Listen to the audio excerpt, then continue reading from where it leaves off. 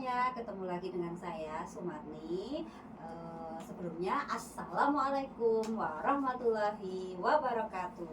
Waalaikumsalam warahmatullahi wabarakatuh.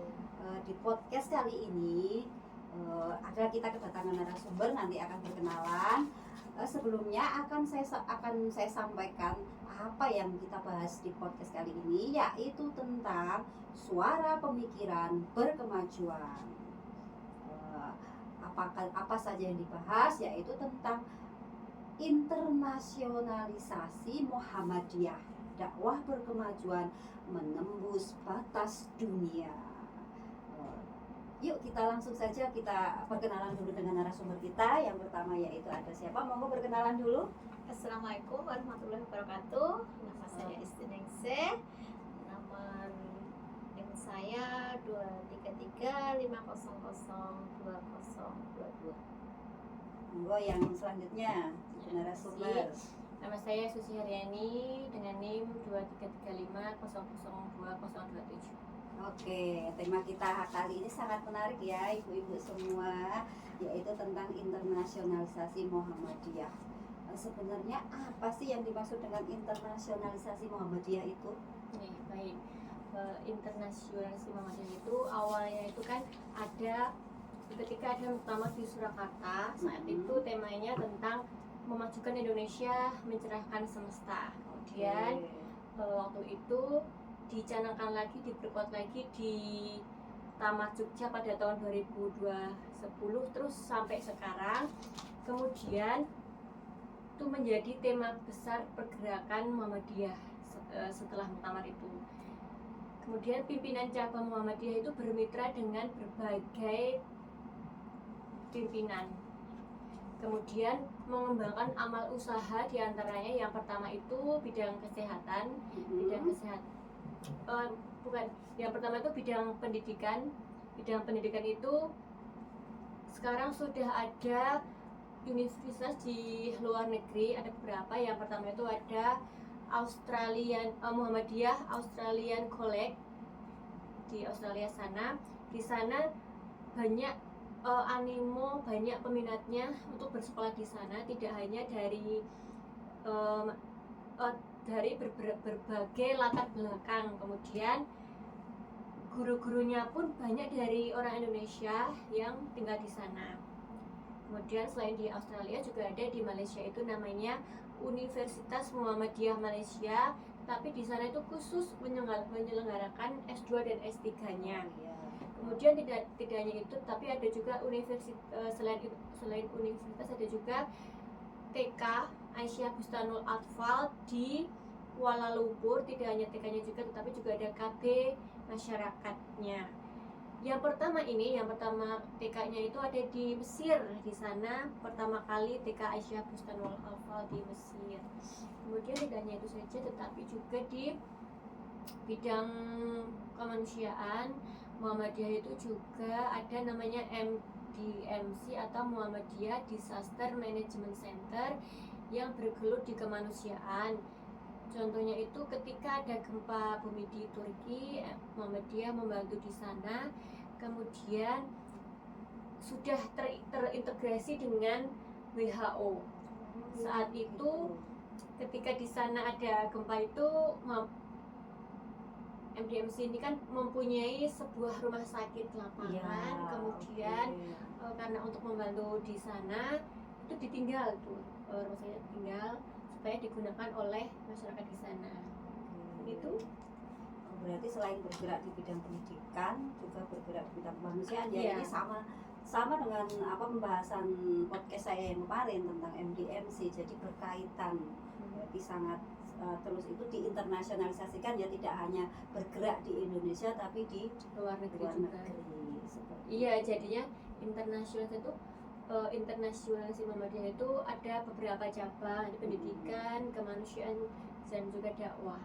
Jadi MDMC itu ada di anaknya internasional itu kan induknya, kemudian MDMC itu anaknya, istilahnya kayak gitu. Kayak ortom cabangnya, lembaga institusi di bawah naungannya Muhammadiyah ya. Keren sekali ya Muhammadiyah itu ya. Terus saya menambah Oh ya, terkait tujuan internasionalisasi itu. Mungkin internasionalisasi Muhammadiyah itu adalah upaya untuk mewujudkan visi dalam kemajuan dalam skala dunia, dan organisasi ini membawa pesan damai, toleransi dan kemajuan sembari menunjukkan bahwa Islam rahmatan lil alamin dapat diwujudkan dalam tindakannya. Ya, itu ya. Inti dari berkemajuannya itu tadi di situ ya, berarti bisa berguna untuk masyarakat, tetap bernilai-nilai keislaman tapi mengikuti perkembangan zaman seperti itu. Terus sebagai bentuk-bentuk internasionalisasinya itu seperti apa? Contohnya? Ini bentuk-bentuknya untuk internalisasi Muhammadiyah terjadi dalam berbagai bentuk. Yang pertama tadi yang disampaikan Susi tadi, pendirian cabang Islam luar negeri atau PCIM. Hingga kini Muhammadiyah memiliki lebih dari 30 PCIM di berbagai negara seperti Mesir, Australia, Jepang, Korea Selatan, Inggris, bahkan Amerika Serikat. Mereka mempunyai pusat kegiatan keislaman dan sosial bagi diaspora Indonesia dan komunitas muslim setempat. Yang kedua, mempunyai pendidikan dan kolaborasi global. Universitas Muhammadiyah seperti UMY, UAD, dan UM Malang atau menjalin kerjasama internasional, program pertukaran pelajar dan riset kolaborasi global. Bahkan ada sekolah Muhammadiyah yang telah berdiri di Malaysia dan Mesir. Keren ya. Satu lagi Bu, ada humanitarian diplomasi. Apa itu? Itu melalui lembaga zakat dan MDMC, Muhammadiyah turut serta dalam misi kemanusiaan global seperti bantuan Palestina, Rohingya, dan bencana di Afrika. Berarti peranan Muhammadiyah itu mencakup keseluruhan ya, sangat luas sekali. Dan kita harus bangga ya jadi warga Muhammadiyah. Oke. Terus kalau kan tadi kita membahas internasionalisasi ya, berarti kan keberadaannya di luar negeri ya kebanyakan. Kalau misalnya kayak SMA-nya, universitasnya itu tadi animo masyarakat itu apakah hanya dari kalangan muslim saja atau bisa dari luar muslim, dari non muslim?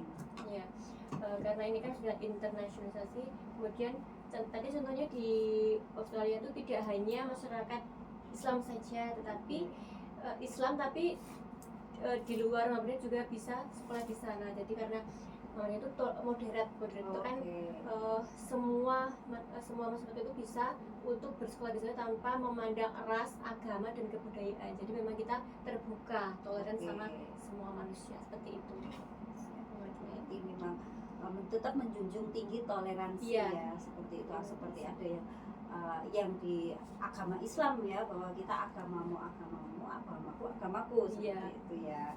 Terus ini yang terakhir nih, terkait tantangan dan harapan dari internasionalisasi Muhammadiyah itu sendiri. Bagaimana tantangannya selama berkiprah di dunia internasional dan harapan-harapannya untuk bisa terus mengembangkan. Untuk tantangannya saya tinggal ya. Tentu saja jalan menuju globalisasi tidak mudah ya. Muhammadiyah menghadapi tantangan seperti adaptasi budaya lokal, keterbatasan sumber daya, serta narasi ekstremisme yang kadang menyudutkan Islam. Namun dengan semangat fastabihul khairat, berlomba-lomba dalam kebaikan, Muhammadiyah terus menunjukkan bahwa Islam tidak hanya milik lokal tetapi juga global. Masya Allah. Harapannya Muhammadiyah bisa terus memperkuat identitasnya sebagai gerakan Islam dunia yang membawa nilai-nilai kemanusiaan universal. Masya Allah, benar-benar luar biasa ya. Kesimpulannya sekarang, monggo untuk kesimpulan mungkin terkait dari tujuan tadi internasionalisasi sampai tantangan itu apa yang bisa disimpulkan? Terkait itu mari kita bersama-sama untuk bisa memajukan Muhammadiyah, karena Muhammadiyah ini memang organisasi yang luar biasa yang tidak hanya mementingkan ilmu agama, tapi juga kita bisa belajar untuk ilmu dunia, yang itu kita bisa menggabungkan teknologi juga supaya kita tidak tertinggal dengan perubahan zaman seperti itu. Oke, berarti itu tadi selaras dengan arti berkemajuan tadi ya. Iya. Berarti semua kegiatan, entah itu dari pendidikannya, dari kesehatannya, terus dari apalagi dakwahnya, itu kan memang kita mengikuti perkembangan Iya. zaman. Kita bisa tetap membawa nilai-nilai keislaman, tapi kita juga tidak ketinggalan Iya. zaman, terutama tentang teknologi Iya. yang sangat sudah perubahannya sangat Iya. besar. Yang paling penting kita tetap juga berpegang teguh pada Al-Quran dan As-Sunnah, karena itu Oke. memang rujukan utama dalam pendidikan Muhammadiyah juga. Mantap. Islam rahmatan lil Ya, alamin. Alhamdulillah. Itu tadi ya podcast kita hari ini, yaitu tentang internasionalisasi Muhammadiyah dengan narasumber Bu Isti dan Bu Susi. Sekian dari saya podcast kita kali ini. Kita tutup. Jika ada teman-teman tertarik, boleh loh share menambah materi apa yang besok akan kita bahas. Boleh komen di bawah. Oke, terima kasih. Saya akhiri. Wassalamualaikum warahmatullahi wabarakatuh. Wassalamualaikum warahmatullahi wabarakatuh.